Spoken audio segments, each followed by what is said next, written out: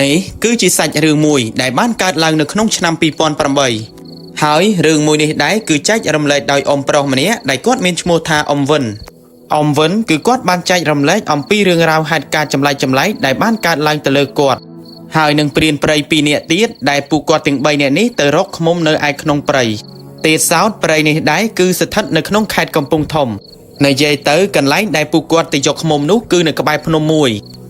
នេះដែរគឺមានឈ្មោះថាភ្នំជីបើនិយាយអំពីព្រានព្រៃ2នាក់ទៀតដែលបាននាំអ៊ំវិនទៅរកឃ្មុំគឺគាត់មានឈ្មោះថាអ៊ំចនហើយនិងអ៊ំសៃបើតាមអ៊ំវិនគាត់បាននិយាយថាអ៊ំចនហើយនិងអ៊ំសៃពួកគាត់ទាំងពីរនាក់នេះគឺជាព្រានព្រៃស្ទាត់ជំនាញដើរក្នុងព្រៃជាយូរមកហើយក៏ប៉ុន្តែសម្រាប់អ៊ំវិនគាត់ក៏ធ្លាប់ដើរចូលទៅក្នុងព្រៃដែរគ្រាន់តែថាគាត់ធ្លាប់ចូលទៅក្នុងព្រៃម្ដងម្កាលមិនញឹកញយដោយអ៊ំចនហើយនិងអ៊ំសៃនោះឡើយហើយទាសោតសម្រាប់អ៊ំវិនគាត់បាននិយាយថាភាគច្រើនគាត់ចូលទៅក្នុងព្រៃនោះគឺដើម្បីកាប់ឈើបន្ទាប់មកដឹកនឹងរទេះយកមកលក់ឲ្យឈ្មួញកណ្ដាលនៅក្នុងភូមិដោយរាល់ដងគាត់ចូលទៅក្នុងព្រៃគឺមានគ្នា5ទៅ6រទេះហើយគាត់ក៏មិនដែលធ្លាប់ចូលទៅក្នុងព្រៃបរបាញ់សត្វឬក៏រកឃ្មុំដោយអ៊ំសៃហើយនិងអ៊ំចននោះឡើយក៏ប៉ុន្តែតើមានមូលហេតុអ្វីខ្លះបានជាអ៊ំវិនគាត់ទៅរកឃ្មុំជាមួយនឹងអ៊ំសៃហើយនិងអ៊ំចនរហូតដល់គាត់ហើយនឹងអ៊ំចនអ៊ំសៃជួបរឿងចម្លែកហើយនឹងគ្រោះថ្នាក់ដោយសារតែការយកឃ្មុំនោះអញ្ចឹងចង់ដឹងថាសាច់រឿងរបស់អ៊ំវិនដែលគាត់បានចែករំលែកមកនេះទៅជាយ៉ាងណាតោះយើងទៅតាមដានស្ដាប់ជាមួយខ្ញុំទាំងអស់គ្នា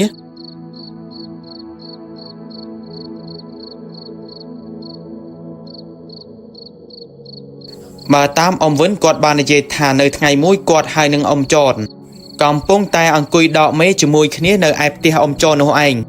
សុកនៅចន្លោះប្រហែលជាម៉ោង3រសៀលនោះក៏ស្រាប់តែអ៊ំសៃគាត់ក៏បានមកលេងផ្ទះអ៊ំចនខណៈពេលនឹងហើយអ៊ំវិនហើយនឹងអ៊ំចនដោយសារតែពួកគាត់ឃើញថា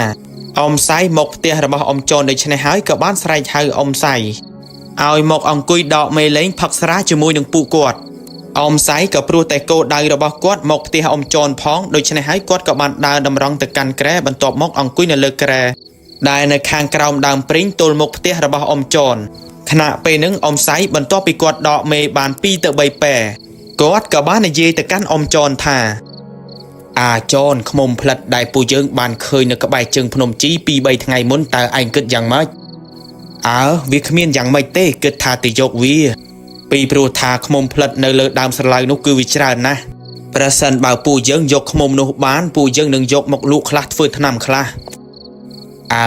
ហើយចុះឯងគិតថាទៅយកថ្ងៃណាដែរបើឯងទៅកុំភ្លេចប្រាប់គ្នាទៅដែរខណៈពេលហ្នឹងអ៊ំចនគាត់ក៏បានឆ្លើយតបទៅកាន់អ៊ំសៃថាអញ្ចឹងគ្នាគិតថាទៅព្រឹកស្អែកហើយឯងគិតយ៉ាងម៉េចបើគិតថាទៅព្រឹកស្អែកក៏ល្អដែរគ្នាតាមតែឯងទេអ៊ំវិនដែលហេតុតែគាត់ឮអ៊ំចនហើយនិងអ៊ំសៃនិយាយបែបនោះស្របពេលនឹងដែរគាត់ក៏បានសុំអ៊ំសៃហើយនិងអ៊ំចនទៅជាមួយដែរក៏ប៉ុន្តែអ៊ំវិនគាត់បាននិយាយថាមើលទៅអ៊ំចនហើយនិងអ៊ំសៃពួកគាត់ទាំងពីរនាក់នេះហាក់បីដូចជាមិនចង់ឲ្យគាត់ទៅជាមួយនោះឡើយហើយអ៊ំវិនគាត់ក៏បាននិយាយបន្តទៀតថាមូលហេតុដែលពួកអ៊ំទាំងពីរនាក់នេះមិនចង់ឲ្យគាត់ទៅ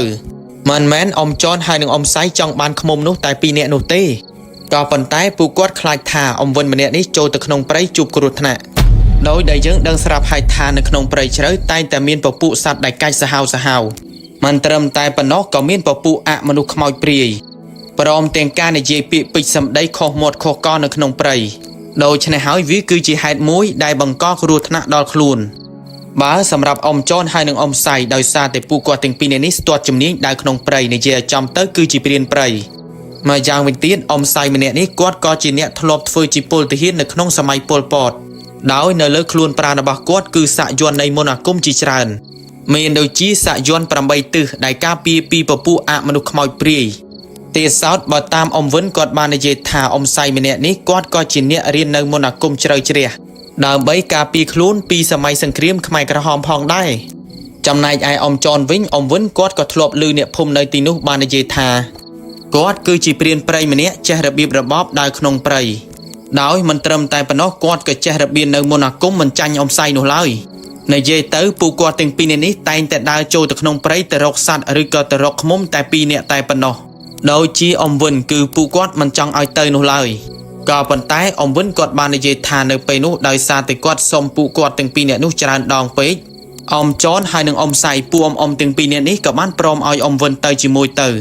ก็ปันใต้ในขณะไปได้ปูกวาดเตียงใบเนี้ยกำปุ้งแต่ดอกเมจะใจคเนเลยนุอมจอนให้หนึ่งอมใส่กวาดใต้แต่ปรับประดามแต่กั้นอมเวินทามอนหนึ่งเตยจีมวยหนึ่งปูกวาดเตยสดับตามดำน้อมปูกวาดปรับดาวปูอมเตียงปีเนี่ยนี้ปูกวาดกับบ้านในเจียมปีดำน้อมคลาปรับแต่กั้นอมเวินทาเตยเอาประปนระบอมเวินกลมซากันเต้กลมบอกกันไล่เด็กหายประดูขนอยได้กอดกายเกยรัวทั้งไงแต่ดักกันไล่เซ็ง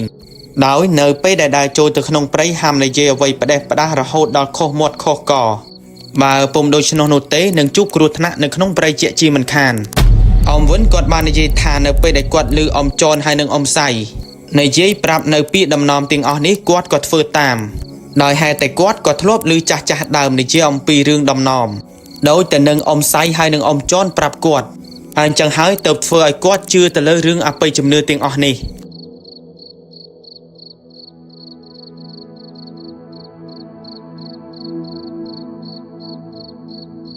โลในไปปรักหลังปูอมเตียงใบเนี้ยบรรทปีรีบจำระบบันติบรรทุยสำหรับดาวขนมไปเอาหายปูกอดกับบ้านหมกจุ่มคณีในไอเตียอมจอนหายมันยู่ปนมันกับบ้านนอมคณีได้เจงปีเตียระบอมจอนสำได้แต่กั้นไปพนมเตสาวพนมนุคือจ้องสำได้แต่เลยพนมจีในเองดาวจำง่ายปีพมปูอมเตียงใบเนี้ยแต่กั้นพนมจีนุคือประหารจีดาวกันละไงไอโนเต้$1ตามกับเปิดเตอปูอมเตียงใบในนี้คือปูกวดรูในขนมพมมุ้ยได้มิชโมทาพมโปร่งนุคือในขนมสมัยชนามปีปอนปรำใบนุคือโป๊ปิงแต่ดอยเปรย์เชอก็ปันแต่บ้านในเจียมปีปัจจุบันนี้เปรย์เชอคือสเตอร์แต่ในขนมพมนุคือโป๊ปิงแต่ดอยจำกาสอบไงนี้จำกาเตียงนุพิจารณาดำลงมีให้หนึ่งสวายจันตีในเยเตอปัจจุบันนี้คือสเตอร์แต่เปรย์เชอแต่ให้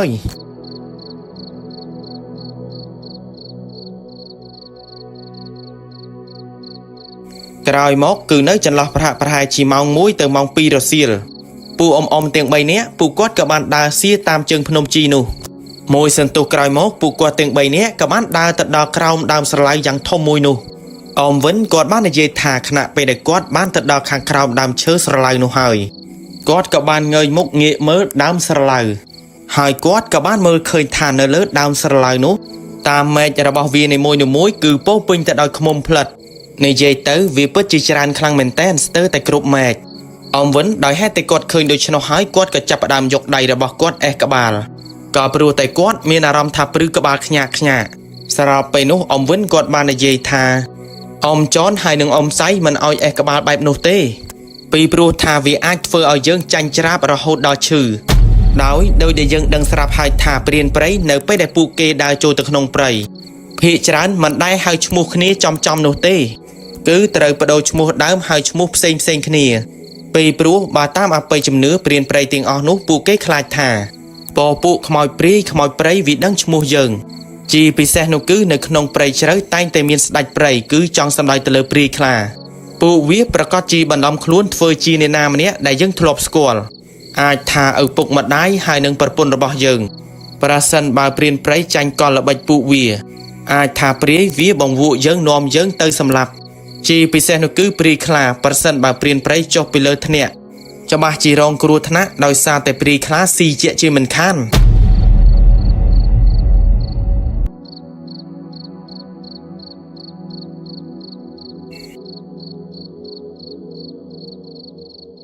ตลอดหมกวิ่งบ้านในเจียมปีปูอมเตียงใบเนี้ยขณะไปได้ปูกอดกำปุ้งแต่โชว์ในข้างกราวดาวสลายอมไซกอดกับมันปรับเอาอมเว้นให้หนึ่งอมจอนในอังกุยจำในข้างกราวดาวสลายนู่ให้จำนายไอกอดบานกั้นกับบัดงกได้โจตะขนงไพรแต่รกดามเชอไว้มาอย่างเตะสาวดามเชอนู่ให้จ่าดามได้ปูกอดแต่งแต่ปลายยกหมกเฟอประกำดามใบล้างยกมุมในเลือดดามเชอทมหากชมก็ตอนดังฉบับทาจ่าดามกดยกดามเชอไว้เต้หมกเฟอประกำล้างยกมุมมันยุปนมันอมใส่บรรทปีกอดรกดามเชอนุบานหายกอดกับบานยกดามเชอนุหมกกับเฟอสรุยดามใบเฟอจีประกำล้างแต่เลือดดามสลายนุบรรทปีกอดเฟอประกำนุรุยรอนหายก็สลับแต่อมเว้นกอดกับบานเคยอมใส่กำปุ้งแต่เลือดได้ประน้ำกันแต่เลยเชอบังกำนุบรรทหมอกกอดกับบานสดสับแต่เลยเชอบังกำมาดองมวย ដោយទាសោតបើតាមអមវិនគាត់បាននិយាយថាប្រហែលជាអមសៃម្នាក់នោះកំពុងតែសូត្រមន្តគាថាបញ្ចុះអាគមឬក៏បញ្ចុះអាថ័ន្តទៅលើឈើបង្កាំមួយនោះហើយដោយខណៈពេលនឹងដែរអមចនគាត់ក៏មិនបានចាប់អារម្មណ៍ហើយនឹងឆ្ងល់នៃការសូត្រខ្សឹបរបស់អមសៃទៅលើឈើបង្កាំនោះឡើយក៏ព្រោះតែគាត់ក៏បានដឹងយ៉ាងច្បាស់ថាតើតែយើងប្រើមន្តគាថាបញ្ចុះអាគមទៅលើបង្កាំនោះទៅធ្វើឲ្យបង្កាំសម្រាប់ជន់ឡើងដើម្បីយកឃ្មុំវាមានប្រសិទ្ធភាពដោយសារតែអាគមអមអាមធ្វើឲ្យវាក៏បានជាប់នៅលើដើមឈើនោះក៏ប៉ុន្តែបើតាមអបិយជំនឿចាស់ដើមពួកគាត់បាននិយាយថាប្រសិនបើយើងប្រើឈើដំបង្កាំនោះឲ្យជាប់ទៅលើដើមឈើលើសពី3ដងឬក៏ខ្វះបានន័យថាមន្តអាគមដែលបញ្ចុះទៅលើបង្កាំនោះគឺវាគ្មានប្រសិទ្ធភាពនោះឡើយគឺដាច់ខាតនៅពេលដែលយើងដំបង្កាំនោះភ្ជាប់ទៅនឹងដើមឈើដើម្បីឡើងយកឃ្មុំគឺដំឈើបង្កាំភ្ជាប់ទៅនឹងដើមឈើ3ដងតែប៉ុណ្ណោះហើយបើនិយាយអំពីភាពរឹងមាំនៃឈើបង្កាំដែលគេដំភ្ជាប់ទៅនឹងដើមឈើបើទោះបីជាវាមុតចូលទៅក្នុងសាច់ដើមឈើបន្តិចក៏ពិតមែនគឺវាពិតជាមាំខ្លាំងស្ទើរតែមិនគួរឲ្យចង់ជឿប្រសិនបើឲ្យយើងដកឈើបង្កាំនោះចេញពីដើមឈើវិញគឺដកមិនបាននោះឡើយហើយបើតាមចាស់ពីដើមគាត់ក៏បាននិយាយថាប្រសិនបើយើងចង់ឈើបង្កាំនោះឲ្យដំរីអូសទាញក៏នៅតែដំរីនោះមិនអាចទាញឈើបង្កាំនោះចេញពីដើមឈើនោះបានដោយហេតុតែគេជឿថាវាត្រូវបានបញ្ចុះនៅមន្តអាគមគាថាទៅធ្វើឲ្យវាជាប់ទៅនឹងដើមឈើមាំយ៉ាងចម្លែកដោយតើតែអ្នកធ្លាប់ប្រើនៅមន្តគាថាបញ្ចុះទៅលើឈើបង្កាំនោះទៅគេអាចសែបសូត្រមន្តគាថាដកបង្កាំនោះចេញពីដើមឈើវិញបានទាំងអស់នេះគ្រាន់តែជាការជឿទៅលើរឿងអបិយជំនឿរបស់ចាស់ដើមបន្ទាប់ពីអ៊ំសៃគាត់ធ្វើបរិកម្មគាថាដើម្បីបញ្ចុះអាគមទៅលើឈើបង្កាំនោះរួចហើយគាត់ក៏បាននិយាយទៅកាន់អ៊ំចនថាចនអញឡើងទៅយកវាហើយឯងចាំជួយមើលអញផងបើឃើញថាស្ថានភាពមិនស្រួលទេឯងឆាប់បង្កោកប្រាប់អញជាសញ្ញាគ្នាដឹងហើយមិនអីទេចាំគ្នាជួយមើលឯងអ៊ំវិនគាត់ថាពេលនោះគឺគាត់ឆ្ងល់ខ្លាំងមែនទែនហេតុអ្វីបានជាអ៊ំចនហើយនឹងអ៊ំសៃនិយាយបែបនោះក៏ប៉ុន្តែគាត់បានត្រឹមតែឆ្ងល់ដោយមិនបានសួរអ្វីនោះឡើយអ៊ំសៃខណៈពេលនឹងហើយមិនរងចាំយូរគាត់ក៏ចាប់ផ្ដើមបោះបង្កាំដោយយកឈើបង្កាំនោះដំភ្ជាប់ទៅនឹងដើមស្រឡៅមិនត្រឹមតែប៉ុណ្ណោះអ៊ំសៃម្នាក់នោះគាត់ក៏ចាប់ផ្ដើមសូត្រនៅមន្តគាថាម្ដងទៀតនៅពេលដែលគាត់បោះបង្កាំនិយាយទៅគឺគាត់សូត្រគាថាបណ្ដើបោះបង្កាំឡើងទៅលើដើមស្រឡៅបណ្ដើនៅពេលដែលអ៊ំសៃម្នាក់នោះគាត់ឡើងទៅដល់ពីកណ្ដាលដើមស្រឡៅគឺគាត់ពុំបានឃើញមានរឿងអីចម្លែកប្លែកកើតឡើងទៅលើគាត់អីនោះទេដោយចំណែកឯអ៊ំចនហើយនឹងអ៊ំវិនពួកគាត់នៅឈរងើយមុខសម្លឹងមើលឡើងលើក៏ប៉ុន្តែអ៊ំចនខណៈពេលនឹងដែរគាត់ក៏មិនរងចាំយូរក៏ចាប់ផ្ដើមយកកំភ្លើងដែលបន្សល់ទុកតាំងពីសម័យខ្មែរក្រហមខ្សែផ្សូតនៅមន្តគាថាបញ្ចុះនៅអាគមបន្ទាប់មកគាត់ក៏បានយកខ្សែអំបោះឆៅមួយយ៉ាងមកសូត្រផ្លុំហើយក៏បានចងទៅនឹងកណ្ដុងកំភ្លើងរបស់គាត់ទៅ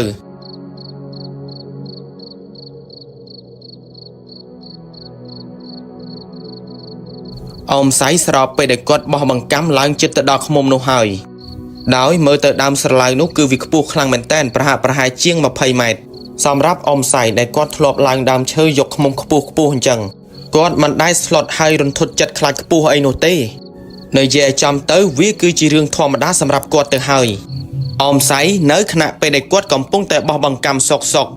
ដោយចង្កេះរបស់គាត់ក៏មានចងទៅដោយធុងមួយសម្រាប់ដាក់ទឹកឃ្មុំព្រមទាំងសម្បុកឃ្មុំផងដែរ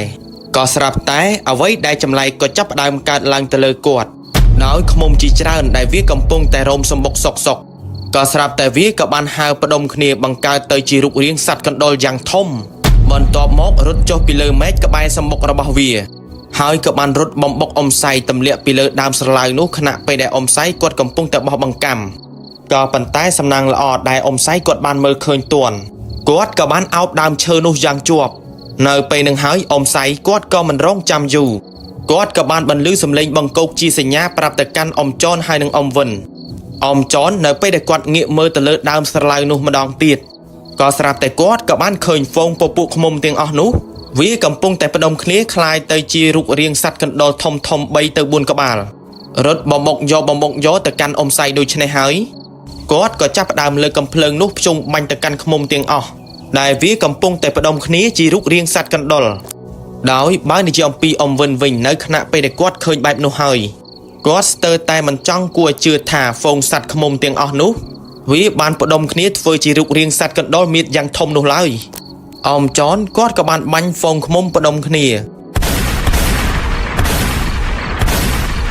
ដែលវាបានផ្ដុំគ្នាធ្វើជារូបរាងសត្វកណ្ដុរនោះរហូតដល់ខ្ចាយហ្វូងហើយក៏បានហើរទៅទុំនឹងសម្បុករបស់វាវិញក៏ប៉ុន្តែនៅសល់ហ្វូងឃ្មុំដែលវាផ្ដុំគ្នាធ្វើជារូបរាងសត្វកណ្ដុរមៀតយ៉ាងធំជាងគេបំផុតវាបានរត់ចុះពីលើចុងឈើមើលទៅដូចជាសត្វកណ្ដុរ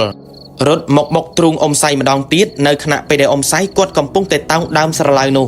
ហើយបើតាមមើលទៅប្រហែលជាវាគឺជាមេកន្ទ្រាញព្រាយឃ្មុំទាំងអស់នោះហើយនៅពេលដែលវារត់មកបុកទ្រូងអ៊ំសៃគឺគាត់ស្ទើរតែធ្លាក់ពីលើដើមស្រឡៅនោះក៏ប៉ុន្តែមើលទៅមេកន្ទ្រាញព្រាយឃ្មុំនោះគឺវាមិនព្រមឲ្យអ៊ំសៃឡើងទៅបាននោះឡើយអ៊ំចនហើយនឹងអ៊ំវិនខណៈពេលដែលគាត់ឃើញអ៊ំសៃកំពុងតែរងគ្រោះថ្នាក់បែបនោះអ៊ំចនគាត់ក៏បាននិយាយទៅកាន់អ៊ំសៃថាឲ្យអ៊ំសៃម្នាក់នោះប្រើនៅមន្តគាថាជួយខ្លួនឯងទៅបើពុំដូច្នោះនោះទេប្រកាសជាធ្លាក់ពីលើដើមស្រឡៅនោះជាក់ជាមិនខានដោយហេតុថាអ៊ំចនគាត់មិនអាចជួយអ្វីបន្តទៀតបានឡើយគាត់បានត្រឹមតែបាញ់វាបង្អើបន្តិចបន្តួចកុំឲ្យវាទៅធ្វើបាបអ៊ំសៃ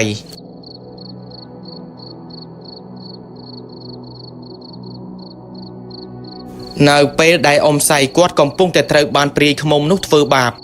ដោយឃ្មុំដែលមានរូបរាងជាសត្វកណ្ដុរមៀតយ៉ាងធំនោះខណៈពេលដែលវារត់មកបុកទ្រូងអ៊ំសៃហើយវាក៏បានពង្រីកខ្លួនដើម្បីឲ្យអ៊ំសៃម្នាក់នោះតោងដើមស្រឡៅនោះមិនបានស្របពេលដែលវាកាន់តែពង្រីកធំទៅហើយអ៊ំសៃគាត់ទ្រាំមិនបានក៏ចាប់ផ្ដើមរបេះដៃបន្តិចម្ដងនៅជាចំទៅនៅតែបន្តិចទៀតទេគាត់នឹងធ្លាក់ពីលើដើមស្រឡៅនោះក៏ប៉ុន្តែដោយហេតុតែគាត់ទប់អារម្មណ៍ទប់ស្មារតីបានគាត់ក៏បានសែបសូត្រនៅមន្តគាថាដើម្បីកំចាយទៅលើព្រាយឃ្មុំនោះមួយសន្ទុះក្រោយមកគឺគាត់ស្ទើរតែធ្លាក់ទៅខាងក្រោមទៅហើយព្រាយឃ្មុំនោះវាក៏បានខ្ចាយចេញពីរូបរាងសត្វកណ្ដុរខ្លះក៏បានធ្លាក់មកលើដីងាប់ខ្មៅមីចំណែកឯឃ្មុំខ្លះទៀតវាក៏បានហើរទៅតោងសម្បុករបស់វាវិញអ៊ំចនហើយនឹងអ៊ំវិនក្រោយពីអ៊ំសៃគាត់រួចផុតពីគ្រោះថ្នាក់ពីកំណាចព្រាយឃ្មុំនៅលើដើមស្រឡៅនោះ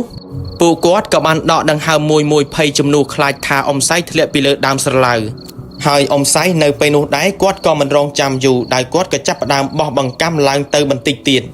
នៅពេលដែលគាត់ឡើងទៅដល់សម្បុកឃ្មុំតាមមែជាច្រើននោះគាត់ក៏បានសែបសូត្រមន្តគាថាចង់មាត់ទៅលើសត្វឃ្មុំទាំងអស់នោះអ៊ំវិនគាត់និយាយថាបន្ទាប់ពីអ៊ំសៃគាត់ប្រើមន្តគាថានេះរួចហើយអ៊ំសៃគាត់ក៏បានយកដៃរបស់គាត់បោះទៅលើសម្បុកឃ្មុំទាំងអស់នោះទាំងដែលគាត់ពុំមានភ្លើងបង្ហុយវាដើម្បីយកវាសម្បីតែបន្តិចនៅជាចំទៅអ៊ំសៃម្នាក់នោះគឺគាត់យកឃ្មុំផ្លិតនោះឆៅតែម្ដងដោយអ៊ំវិនក៏ព្រោះតែគាត់មិនធ្លាប់ឃើញអ្នកណាម្នាក់យកឃ្មុំឆៅដូចអ៊ំសៃដូច្នេះពេលនោះហើយដែលធ្វើឲ្យគាត់ក៏បានលួចសរសើរនៅក្នុងចិត្តថាអ៊ំសៃម្នាក់នេះពិតជាមិនមែនព្រានព្រៃធម្មតានោះឡើយមកយ៉ាងវិញទៀតធ្វើឲ្យគាត់ក៏ជឿថាមន្តអាគមអ៊ំអាមពិតជាមានពិតប្រាកដមែននេះប្រសិនបើជាមនុស្សធម្មតាយកដៃទៅបោះលើសម្បុកឃ្មុំដោយទៅនឹងអ៊ំសៃដែលគាត់កំពុងតែធ្វើនោះច្បាស់ណាស់នឹងត្រូវឃ្មុំនោះតិចធ្លាក់ពីលើដើមឈើជាក់ជាមិនខានហើយមើលទៅឃ្មុំដែលអ៊ំសៃគាត់ប្រើដៃបោះទៅលើសម្បុករបស់វាមិនបានហើរមកទុំតិចអ៊ំសៃសំបីតែបន្តិចដោយហ្វូងឃ្មុំទាំងអស់នោះវាបានហើរចេញទៅកន្លែងសម្បុកមែកផ្សេងនៅដើមស្រឡៅនោះ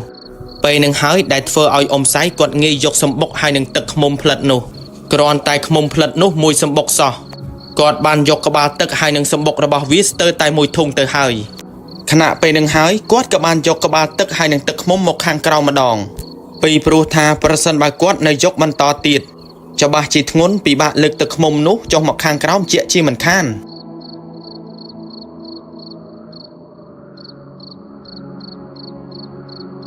ក្រោយមករហូតទៅដល់ក្បាលប្រលប់អ៊ំសៃម្នាក់នោះគាត់យកឃ្មុំផ្លិតបាន3សម្បុកនីមួយគឺពោពេញទៅដោយក្បាលទឹកយ៉ាងច្រើនហើយដោយដែលយើងដឹងស្រាប់ហើយថាឃ្មុំផ្លិតសម្បុករបស់វាគឺធំណាស់អ៊ំវិនគាត់ថានៅពេលដែលអ៊ំសៃគាត់យកឃ្មុំបានច្រើនដូច្នេះអញ្ចឹងហើយធ្វើឲ្យគាត់មានអារម្មណ៍ថាសប្បាយចិត្តខ្លាំងមែនទែនហើយនៅលើដើមស្រឡៅនោះមិនមែនមានឃ្មុំផ្លិតតែ3សម្បុកនោះទេគឺវាមានរហូតជាង10សម្បុកឯណោះគ្រាន់តែថាឃ្មុំទាំងអស់នោះគឺមានអ្នកកាន់នេះគឺចង់សម្ដៅទៅលើព្រាយឃ្មុំនេះឯងដោយសារតែក្បាលប្រលប់ពួកគាត់ក៏សម្រេចចិត្តថាឈប់យកឃ្មុំនោះទៅហើយពួកគាត់ទាំង3នាក់ក៏បានសម្រេចចិត្តថាសម្រាកនៅខាងក្រោមដើមឈើផ្សេងនៅក្បែរដើមស្រឡៅនោះទៅ បន្ទាប់ពីពួកគាត់ទាំង3នាក់ទទួលទានអាហារហើយនឹងសម្បុកឃ្មុំខ្លះៗពួកគាត់ទាំង3នាក់ក៏បាននាំគ្នាគេងសម្រានដោយពុំបាននិយាយជជែកគ្នាលេងច្រើនអីនោះទេពីព្រោះតែពួកគាត់ខ្លាចថាខុសមាត់ខុសកនៅក្នុងព្រៃតំបន់នោះអញ្ចឹងហើយក៏បាននាំគ្នាស្ងៀមស្ងាត់គេងសម្រាន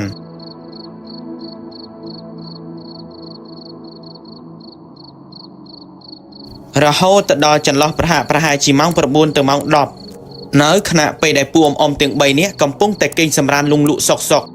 ក៏ស្រាប់តែមិនដឹងថាអ្វីនោះទេក៏បានធ្លាក់ពីលើដើមស្រឡៅនោះលឺសូរតែខ្ពស់អ៊ំវិននៅពេលនោះគាត់បាននិយាយថាពួកគាត់ទាំង3នាក់ក៏បានភ្ញាក់ពីគេងភ្លាមតែម្ដងអ៊ំចនអ៊ំសៃបន្ទាប់ពីពួកអ៊ំទាំងពីរនេះបានភ្ញាក់ហើយអ៊ំសៃគាត់ក៏បានលាន់មាត់និយាយខ្សឹបថាវីច្បាស់ជីមកលេងពួកយើងហើយយប់នេះប្រហែលជាពួកយើងមិនអាចដេកពួនបានឡើយបើអាចពួកយើងនាំគ្នាធ្វើដំណើរត្រឡប់ទៅភូមិពេលនេះតែម្ដងទៅខណៈពេលនឹងដែរអ៊ំចនគាត់ក៏បាននិយាយទៅកាន់អ៊ំសៃវិញថាអើចាំមើលសិនបើវាចង់លេងពួកយើងហើយពួកយើងស្វាគមន៍វាទៅអ៊ំវិនគាត់ថាពេលនោះគឺគាត់ពុំបានយល់នៃការនិយាយរបស់អ៊ំសៃហើយនឹងអ៊ំចននោះឡើយប៉ុន្តែគាត់ក៏នៅរងចាំមើលថាប្រហែលជាវាប្រកាសជាមានរឿងអីហើយតាមក៏ពិតទៅអ៊ំវិនគាត់ក៏ចង់សួរពាក់ព័ន្ធទៅនឹងរឿងការពីល្ងាចមិញទៅកាន់អ៊ំសៃហើយនឹងអ៊ំចនដែលគាត់បានឃើញជាក់ស្ដែងហើយនឹងផ្ទាល់ភ្នែកទៅលើហ្វូងឃ្មុំផ្លិតទាំងអស់នោះដែលវាអាចផ្ដុំគ្នាคล้ายទៅជារូបរាងសត្វកណ្ដុរយ៉ាងធំវាបានវាចុះពីលើដើមស្រឡៅ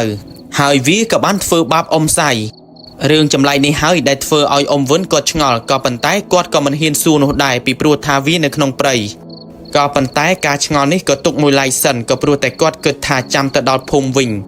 គាត់នឹងសួរអ៊ំចនហើយនឹងអ៊ំសៃអំពីរឿងចម្លែកនេះដែលកើតឡើងនៅក្នុងព្រៃនោះ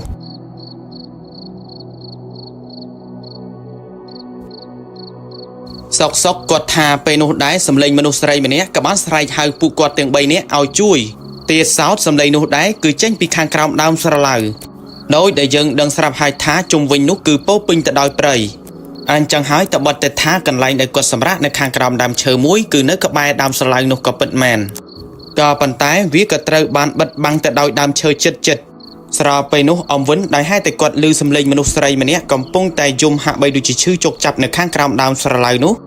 គាត់ថាពេលនោះដែរគាត់ក៏ចាប់ផ្ដើមមានអារម្មណ៍ថាព្រឺសម្បុរខ្ញាក់អ៊ំសៃហើយនឹងអ៊ំចនខណៈពេលដែលគាត់ឮសម្លេងបែបនេះគាត់ក៏បាននិយាយខ្សឹបទៅកាន់អ៊ំវិនថានៅស្ងៀមស្ងាត់ហើយកុំខ្វាយខ្វល់អំពីសម្លេងនោះអីក៏ប៉ុន្តែដោយសារតែពួកគាត់មិនខ្វាយខ្វល់អំពីសម្លេងនេះហើយមិនយូរប៉ុន្មានសម្លេងមនុស្សស្រីដែលកំពុងតែយំនោះក៏បានស្ងប់ស្ងាត់ក៏ប៉ុន្តែរឿងដែលចម្លែកសម្លេងចេញពីលើដើមស្រឡៅនោះក៏បានបន្លឺឡើងម្ដងទៀតស្នូសម្លេងនោះទៀតសោតវាគឺជាសម្លេងរបស់សត្វឃ្មុំនេះឯង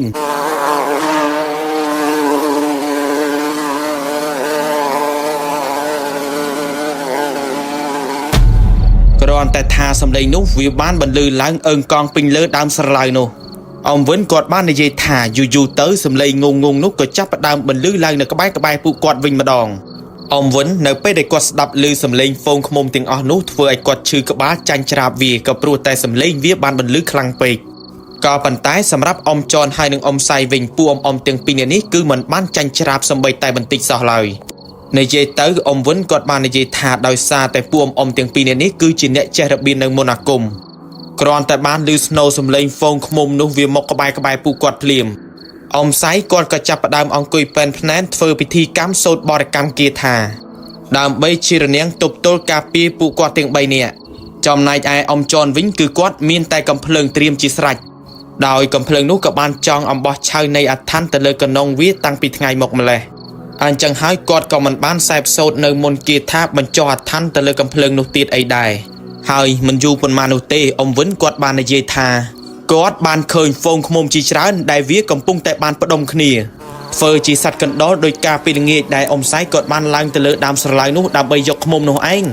គ្រាន់តែថាលើកនេះដែរគឺវាមកធំសម្បើមខ្លាំងណាស់វាក៏បានហើរផ្ដុំជារូបរាងសត្វកណ្ដុរនោះរត់ចូលដើម្បីទៅធ្វើបាបពួកអ៊ំទាំង3នាក់ក៏ប៉ុន្តែវាចូលមិនចុះក៏ព្រោះតែមុនគាថាជារនាំងការពាររបស់អ៊ំសៃនេះឯងគ្រាន់តែហ្វូងឃ្មុំដែលមានរូបរាងជាសត្វកណ្ដុរនោះចូលគៀកតែបន្តិចក៏ស្រាប់តែចេញផ្កាភ្លើងហើយនឹងអណ្ដាតភ្លើងឆាបឆេះទៅលើឃ្មុំនោះធ្វើឲ្យឃ្មុំខ្លះវាត្រូវបានដុតកម្លោចហើយធ្លាក់ទៅលើដីខ្មៅមី ก็ព្រោះតែមុនគេថានៃអាគមជារនាំងការពាររបស់អ៊ំសៃនេះឯងអ៊ំវិនក៏ព្រោះតែគាត់មិនធ្លាប់ឃើញបែបនោះធ្វើឲ្យគាត់ក៏បានមើលទាំងចំហមាត់មកយ៉ាងវិញទៀតផិតភ័យខ្លាចថាហ្វូងឃ្មុំដែលមានព្រាយកាន់នោះវាចូលមកតិចធ្វើបាបគាត់ក៏ប៉ុន្តែបើទោះបីជាយ៉ាងណាក៏ដោយព្រាយឃ្មុំនោះក៏វានៅតែហោះមុខបំបុករនាំងរបស់អ៊ំសៃដដែលបើទោះបីជាថាមានឃ្មុំខ្លះត្រូវបានធ្លាក់ងាប់យ៉ាងខ្មៅមីនៅលើដីក៏ដោយអ៊ំចនខណៈពេលនឹងដែរគាត់ក៏បានលើកកំភ្លើងតម្រង់បាញ់ទៅកាន់ព្រាយឃ្មុំអញ្ចឹងហើយស្នូសំឡេងគ្រាប់កំភ្លើងរបស់គាត់ក៏បានបន្លឺឡើងជាច្រើនគ្រាប់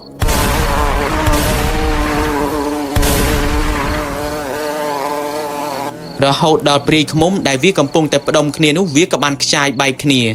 និយាយទៅដោយការពីល្ងាចមិញដែលអ៊ំចនគាត់បាញ់ព្រាយឃ្មុំនៅលើដើមស្រឡៅអញ្ចឹងបន្ទាប់ពីព្រាយឃ្មុំទាំងអស់នោះវាបានខ្ចាយហើយនៅសល់ទាំងប៉ុន្មានវាក៏បានហើរឡើងលើដើម្បីទៅទុំនឹងសម្បុកវានៅដើមស្រឡៅនោះវិញ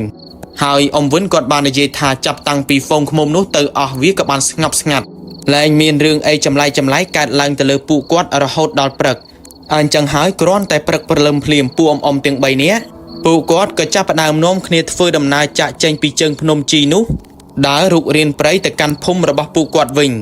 ទេសោតអ៊ំចនហើយនិងអ៊ំវិនពួកអ៊ំទាំង2នាក់នេះគឺជាអ្នកលើកសែងទឹកឃ្មុំដែលអ៊ំសៃគាត់យកបានចំណែកឯអ៊ំសៃវិញគឺគាត់លើកស្ពាយរបស់របរដើរនាំមុខ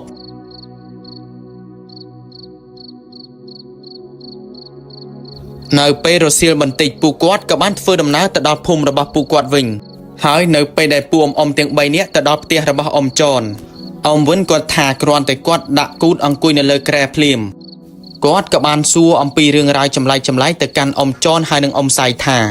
ហេតុអ្វីបានជាឃ្មុំដែលពួកគាត់យកពីលើដើមស្រឡៅនោះមើលទៅវាពិតជាចម្លែកខ្លាំងណាស់វាអាចផ្ដុំធ្វើជារូបរាងសត្វកណ្ដុរមកធ្វើបាបពួកយើងបានដូច្នេះហើយនៅពេលនោះហើយអ៊ំចនហើយនិងអ៊ំសៃគាត់ក៏បានឆ្លើយតបទៅកាន់អ៊ំវិនថាវាមិនមែនជាឃ្មុំធម្មតានោះទេតាមក៏ពិតទៅវាគឺជាឃ្មុំដែលមានព្រាយកាន់ហើយអ៊ំចនហើយនិងអ៊ំសៃពួកគាត់បាននិយាយបន្តទៀតថាប្រសិនបើពួកគាត់អាចយកឃ្មុំនោះបានទាំងអស់ក្នុងចំណោមឃ្មុំនោះពួកគាត់ជឿជាក់ថាប្រហែលជាមានគុជឃ្មុំនេះបើតាមចាស់ដើមពួកគាត់មានអបិយជំនឿជឿថាវាគឺជារបស់ស័ក្តិសិទ្ធិប្រសិនបើគ្រូអាគមឬក៏ជាអ្នកចេះរបៀនបានវាមកហើយគេនឹងសូត្រគាថាប្រសិទ្ធិដាស់វាប្រសិនបើអ្នកចេះរបៀនមុនអាគមនោះដាស់ត្រូវបើតាមអបិយជំនឿច្បាស់ជាគុជឃ្មុំនោះនឹងតាមជួយថែរក្សាយើងឲ្យរួចផុតពីសភាវៈអាក្រក់ទាំងឡាយទាំងពួងក៏ប៉ុន្តែនៅពេលដែលយើងយកម្ករំពឹងថានឹងជួយការពារយើងត្រូវតែតបស្នងនៃការច្រូចទឹកឃ្មុំសុទ្ធជារៀងរាល់ថ្ងៃសិលឬក៏ថ្ងៃពេញបោបើពុំដូច្នោះនោះទេយើងនឹងត្រូវមានបញ្ហាជាក់ជាមិនខានពីព្រោះថាគុជឃ្មុំនោះហើយវាគឺជារបស់ដែលព្រាយកាន់ទាំងនេះវាគ្រាន់តែជាអបិយជំនឿរបស់ចាស់ដើមតែប៉ុណ្ណោះអញ្ចឹងហើយអ៊ំវិនបន្ទាប់ពីគាត់ស្ដាប់ឮអ៊ំសៃហើយនិងអ៊ំចននិយាយពាក្យពាន់ទៅនឹងព្រាយឃ្មុំនោះធ្វើឲ្យគាត់ក៏បានជឿក៏ព្រោះតែគាត់បានឃើញផ្ទាល់ទៅហើយ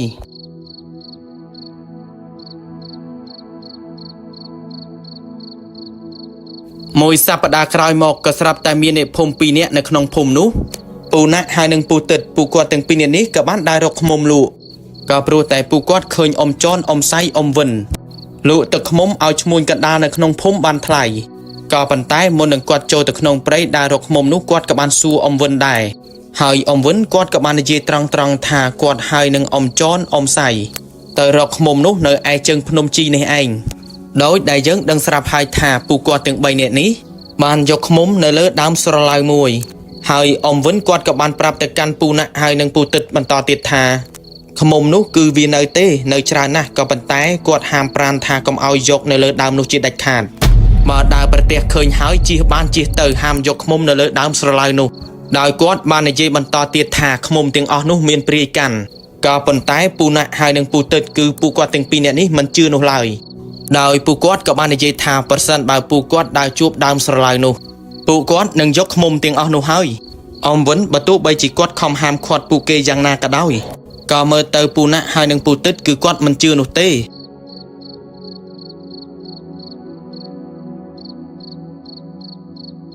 ដោយពូណាក់ហើយនិងពូទឹកពួកគាត់ទាំង2នាក់នេះបានរកឃ្មុំតាមជើងភ្នំជីបានមួយសម្បុកក៏ប៉ុន្តែវាក៏មិនមែនជាឃ្មុំផ្លិតអីនោះឡើយវាគ្រាន់តែជាឃ្មុំធម្មតាដោយវាមានក្បាលទឹកតិចខ្លាំងមែនទែន มันอยู่ปนมานปูนะหายหนึ่งปูติดปูกว่าถึงปีนี้กับบ้านรกเคยดาวสลายมวยนูกรอนแต่บ้านเคยพลิ้มโดยแต่หนึ่งอมวินกวดในยีปรับเปิดแม่นดาวเนื้อเลือดดาวสลายนูปูปิงแต่ดาวขมุมพลัดปูติดหายหนึ่งปูนะเนื้อไปได้ปูกวดเคยแบบในหายปูกวดกระจับดาวน้อมคเนตรีอหายไม่ยางวิติดเมื่อเตอร์ก็วิมันปีบะลางไอหนูได้ก็ปลัวแต่เนื้อเมียนปากกามระบาอมไซบันดอมจบแต่หนึ่งดาวสลายนูจีสระเตะซาวไปหนูได้คือวิมังบุญแต่มังปรำละงีแต่หายปูนะกวดกับบานปรับเอาปูติดในคางกราวจำนายไอกวดล้างแต่ยกขมุมนูมอนึงล้างกวดกับบ้านดดเพลิงดำใบบังห้อยเด้งขมมติงออกนูหายจังแกระบกวดวิ่งกับบ้านจองเปล่าต่อดาวการมวยเตะสาวการนี้ได้คือจิการมวยได้กวดแต่งแต่ดักตึกขมมในเองไปหนึ่งหายกวดกับบ้านจับบังกำล้างแต่เลือดดำสลายนูมันอยู่ปุ่นมันกวดกับบ้านล้างแต่ดอกกระบายขมมพลัดสระไปหนึ่งหายกวดกับจับประดามบังห้อยแสงบันเด้งขมมพลัดก็ปันท้ายมันตึงตัวบังห้อยสรูบูลพองก็สลับแต่ในซกปูนะกวดกระจับประดามเมียนอารมณ์ทาหะใบดิจิมีในนามันเนี้ยกำปุ้งแต่เตียงเจิงกวดตำเละแต่คางกราวโดยชนะหายกวดกับบ้านตำเละเพลิงได้บังหอยนุแต่คางกราววิ่งไปหนึ่งหายปูติดกวดกับบ้านชงอคลังเหมือนเต้นหายไว้บ้านจีปูนะตำเละเพลิงบังหอยเด้งขมุมหมกคางกราวจังไปหนึ่งหายปูนะกวดกับบ้านชลายหมกวิ่งเตียงพีไพสลอนสลาวประตะประตบทาอาติดไอจุยอันพองอันทะเลอะไรหายกรอนแต่กวดในเย็บมันปีมัดขณะไปได้กวดกำปุ้งแต่เตาดำสลายนูซอกก็สลับแต่ขมมเตียงออนุเวียกับบานประดมคณิตเฟอร์จีรุกเรียงสัตว์กันดอลในเจเตอร์คือโดยได้เวียเฟอร์บาบอมไซจังเวียกับบานรถแต่ตามแมเชอร์บนตบมกแต่บกนึงปูนะก็รู้แต่กวดตรอมตรอเตาเอาแต่นึงดำสลายนูมันบานเฟอร์ไอกวดกับบานระเบะได้เจงปีดำสลายหายเรื่องได้รนทดหายหนึ่งต่อสลดสำหรับกวดในเปนุคือกวดบานทะเลหมกคางกราวตอมร้อมแต่กดทะเลดอดได้คือกดฉลองกัดทะเลเติมเมฆดำเชิบเซ็งบอนต่อปีปูนะกดทะเลดอดได้หายกดกับบ้านสลับบัดบังสมาร์ได้โซนเชิงปูตึดได้ให้แต่กดเคยแบบนุกดกับบ้านสลอนเกียงจองสไลด์เตียงพิบเหนียปะก็สไลด์มันรูดปอนใต้โมสันตุดอยซาแต่ปูตึดกดตุบอารมณ์ตุบสมาร์ได้บานกดกับบ้านรถเติมเมอจุยปูนะหายกดก็ค่อมอังรูนเอาปูนะดังคลุนหมกวิ่งแต่ประตูใบจีจังนากระด้อยปูนะมันเนี่ยนุกดก็มันพร้อมเพียดังคลุนอันจังหายได้ซาแต่เวียงงเงิดโจลยุบเตอหายกอดกับบ้านอังกุยกับใบปูนะเตียงออสังคมพร้อมเตียงฉบับใดฉบับเจิงปูนะมาในเจียมปีขนองระบาดกอดวิ่งคือมุดแต่ดอยเมเชอร์ในไปได้กอดทะเลไปเลือดดำสลายหายทะเลมกจอมเมดดำเชิบเซ็ง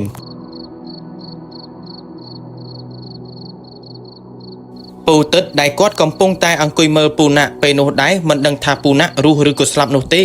ปูตึดกดบานในเจทาขณะไปได้กอดอังกุยซกระโหตดอเจียงจิตปีกันนาเทียดในข้างกราวดำสลายนุซกก็สลับแต่บรรลือสำเลงซ้ายก็จับดำบรรลือหลัง